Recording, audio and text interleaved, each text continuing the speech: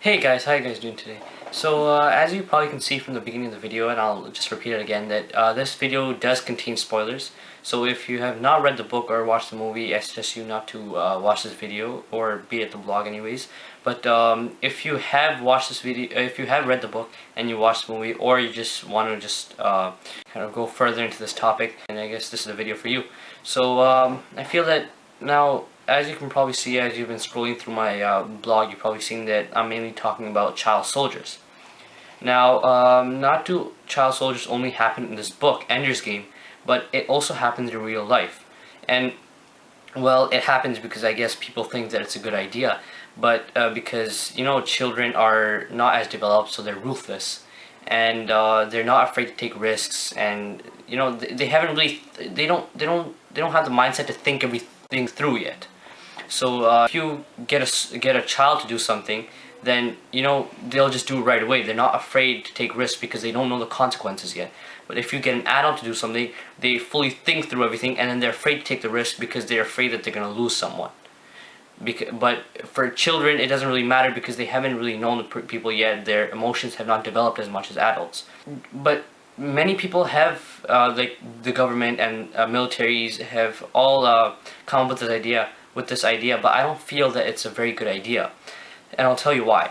Because well, first of all, with child soldiers, what happens is that you get child soldiers, but it ruins their life.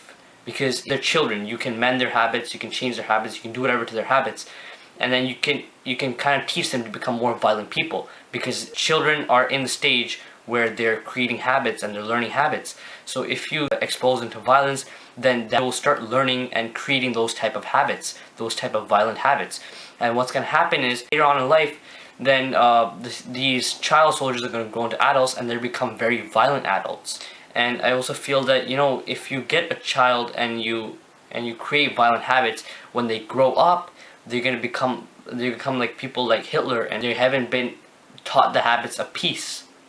And if they haven't been taught habits of peace, they won't know how to keep peace, and they're just going to keep going, becoming violent, and you know, creating wars.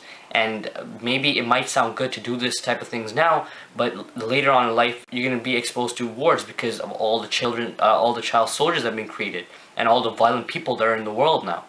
Because what's going to happen is that they're not going to know how to keep peace, so they're just going to keep starting wars. And that's what's going to happen if you're going to teach children this type of violence. And I feel that that's not a good idea, but of course that's my opinion. You guys have a different opinion, but that's my opinion, and that's what I'm stating.